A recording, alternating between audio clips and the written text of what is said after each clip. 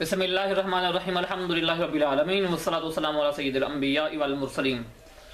इंसान दुनिया से जब जाता है तो जो कुछ माल छोड़ कर जाता है ना, तो उसमें जो वरासा हैं उनके लिए वरासत उसमें जारी होती है।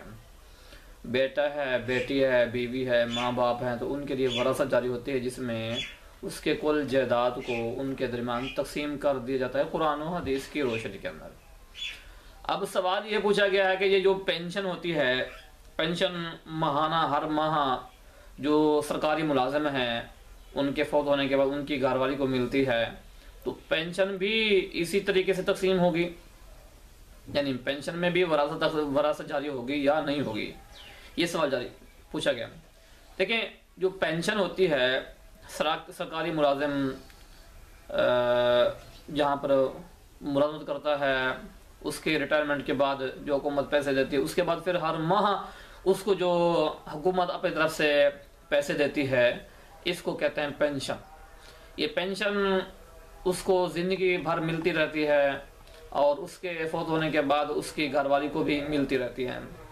ये जो पेंशन होती है, ये उसका कमाया हुआ माल नहीं होता, अक़द तबर्रुअ होता है। ये हुकूमत अपने कवायद, अपने उसूल के मुताबिक जो अपना मुलाजिम होता है, साबका मुलाजिम होता है, उन पर एहसान करती है, उन पर तबर्रुअ करते हुए, एहसान करते हुए वो खुद जारी करती है।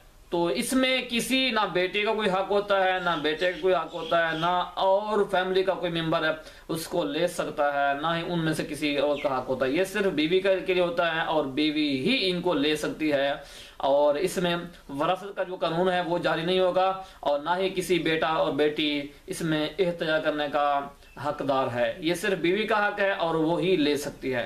हाँ, बीवी अगर किसी बेटी या बेटे को या किसी को देना चाहे तो उसकी मर्जी है, तकसीम करना चाहे उसकी मर्जी है, वो अलग बात है। लेकिन शरई नुक्ता नजर से ये वरासत में तकसीम, वरासत वाला कानून इसमें जारी नहीं होगा, और ये वरासत है ही नहीं। जब वरासत है नहीं तो इसमें वरासत का कानून भी जारी नहीं होगा, और कोई भी बेटा या बेटी ये लेने के मजाज नहीं है। ये सिर्फ बीवी का हक है और सिर्फ वही ले सकती है। जी।